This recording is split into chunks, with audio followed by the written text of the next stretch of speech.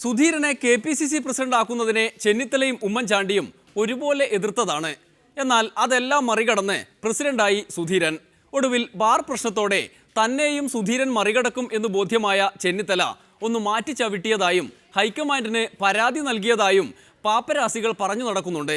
ആ സങ്കടമെല്ലാം ഉള്ളിലുണ്ടെങ്കിലും ടൈറ്റാനിയം കേസിൽ പ്രതിയാക്കപ്പെട്ടതോടെ സുധീരൻ ചെന്നിത്തലയുടെ ആശ്വാസത്തിനും സഹായത്തിനും എത്തി.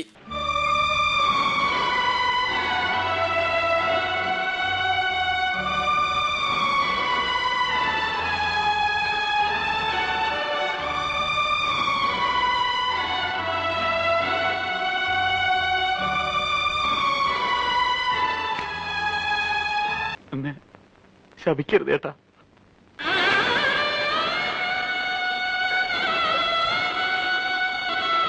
KPCC അധ്യക്ഷ പദവി ഏതെങ്കിലും തരത്തിൽ അദ്ദേഹം അങ്ങനെ വിനിയോഗിച്ചു എന്ന് ആർക്കും പറയാനാവില്ല.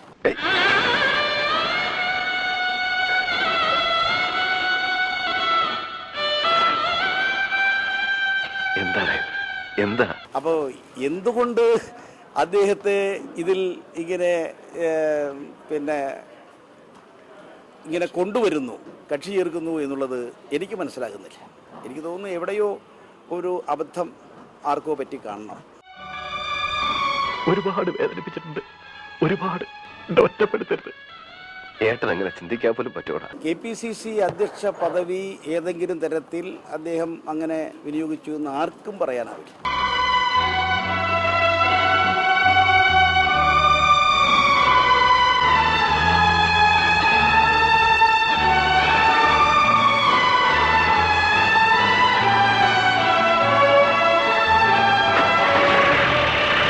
എല്ലാ വിഷമവും മാറി, സന്തോഷായി. എനിക്ക് അത് മതി. പാവാവൻ ഒരു സാധു.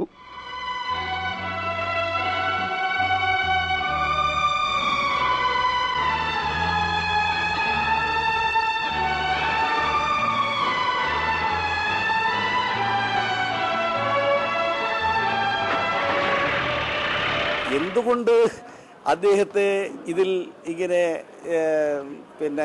ഇങ്ങനെ കൊണ്ടുവരുന്നു, കക്ഷി ചേർക്കുന്നു എന്നുള്ളത് എനിക്ക് മനസ്സിലാകുന്നില്ല. എനിക്ക് തോന്നുന്നു എവിടെയോ ഒരു അബദ്ധം ആർക്കോ പറ്റി കാണണം. ചെന്നിത്തലയ്ക്ക് ഇതിൽ പരം മറ്റെന്തു വേണം? എന്തായാലും ഉമ്മൻചാണ്ടി മുഖ്യമന്ത്രി സ്ഥാനവും രമേശ് ചെന്നിത്തല വിജിലൻസ് വകുപ്പും വിടുമോ എന്നതാണ് സംശയം. കേന്ദ്രത്തിൽ കാര്യമായ പണിയൊന്നും ഇല്ലാത്തതുകൊണ്ട് സാക്ഷാൽ AK ആന്റണി കേരളത്തിൽ തന്നെയുണ്ട്. ആന്റണി എന്തു പറയും? ഇവർ ഒഴിയണോ? ഞാൻ കണ്ടിട്ടേ ഇല്ല, കേട്ടിട്ടേ ഇല്ല. എന്നാലും ഒരു അഭിപ്രായം പറഞ്ഞൂടെ? കാണാത്തൊരു വിധിയെക്കുറിച്ച് നിങ്ങൾ എന്നെപ്പോലുള്ള ഒരാളുടെ അഭിപ്രായം ചോദിക്കുന്നത് ശരിയാണ്. ഞാൻ പെട്ടെന്ന് ഓടി കുറച്ച് ദിവസം കൂടെ ഉണ്ട്. ഞാൻ വിധിയൊന്ന് കാണട്ടെ, എന്നിട്ട് പഠിക്കട്ടെ, എന്നിട്ട് അഭിപ്രായം ചോദിക്കും. അത് കഴിഞ്ഞ് ചോദിച്ചാൽ ഞാൻ അഭിപ്രായം പറയാം. ഞാൻ അഭിപ്രായങ്ങൾ പറയുന്ന ആളാണല്ലോ, ഒളിച്ചോടുന്നതാണല്ലോ. പക്ഷേ ഇത് നിങ്ങൾ പറഞ്ഞപ്പോൾ കേൾക്കുകയാണ്. ഞാൻ ഉച്ചമുതലിൻ്റെ അകത്ത് തന്നെ ഇരുന്ന ആൾക്കാരോട്, സഹപ്രവർത്തകരോട് വർത്തമാനം പറഞ്ഞുകൊണ്ടിരിക്കുകയാണ്. വളരെ നാളുകൊണ്ട് കാണുമ്പോഴത്തേക്ക് അവരോട് സംസാരിച്ച് അതിൽ മുഴുകിയിരിക്കുകയാണ്.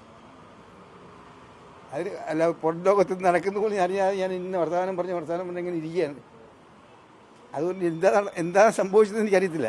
എന്നാ പിന്നെ പോട്ടെ, ചെന്നിത്തല തന്നെ പറയട്ടെ. പാമോലിൻ കാലത്ത് ഉമ്മൻചാണ്ടി ചെയ്തതുപോലെ വിജിലൻസ് വകുപ്പ് വിടുമോ ഇല്ലയോ എന്ന്. അല്ല, ഈ ഒരു പെറ്റീഷൻ ഞാൻ വിജിലൻസ് വകുപ്പ് മന്ത്രിയായതിന് ചാർജെടുക്കുന്നതിന് 8 മാസം മുമ്പാണ്. അപ്പോൾ ആ അന്വേഷണം നടന്നുകൊണ്ടിരിക്കുകയായിരുന്നു. ഞാൻ മന്ത്രിയായ സന്ദർഭത്തിലും അന്വേഷണം നടന്നുകൊണ്ടിരിക്കുകയായിരുന്നു.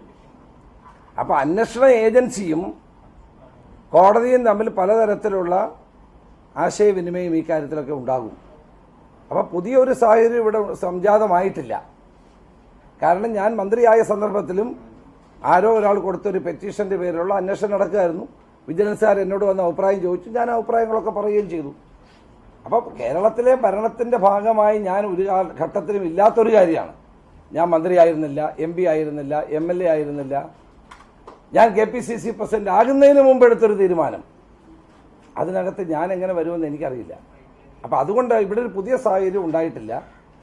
ഞാൻ മന്ത്രിയായ ജനുവരി 1-ാം തീയതി 2014 മന്ത്രിയാകുമ്പോഴും ഈ കേസ് അന്വേഷണം നടന്നുകൊണ്ടിരിക്കുന്ന സന്ദർഭം തന്നെയായിരുന്നു. അതുകൊണ്ട് പുതിയൊരു സാഹചര്യം ഇപ്പോൾ ഇവിടെ ഉണ്ടായിട്ടുള്ളതായി എനിക്ക് മനസ്സിലാകുന്നില്ല. സുധീരനെ മലർത്തിയടിച്ചതിന്റെ ആഹ്ലാദാരവം അടങ്ങും മുമ്പാണ് ചെന്നിത്തലയ്ക്കും ഉമ്മൻചാണ്ടിക്കും സംയുക്തമായി കോടതി സമ്മാനം നൽകിയത്. ഇതെല്ലാം മനസ്സിൽ കണ്ടിട്ടാണോ എന്തോ എല്ലാം കോടതി കാണുന്നുണ്ട് എന്ന് അപ്രായോഗിക വാദികൾ പറഞ്ഞുകൊണ്ടിരുന്നത്. ഒരിടവേള കൂടി, അത് കഴിഞ്ഞ് അത്തർ വിൽപ്പന. മാലിന്യ കൂമ്പാരത്തിൽ ഇങ്ങനെ ചാരി ഇരിക്കുക. എന്നിട്ട് ഞങ്ങളിപ്പോൾ അത്തർ കച്ചവടത്തിൻ്റെ കാര്യമാണ് പറയുന്നത്. മനസ്സിലായോ? എന്ത് ചെയ്യാൻ പറ്റും?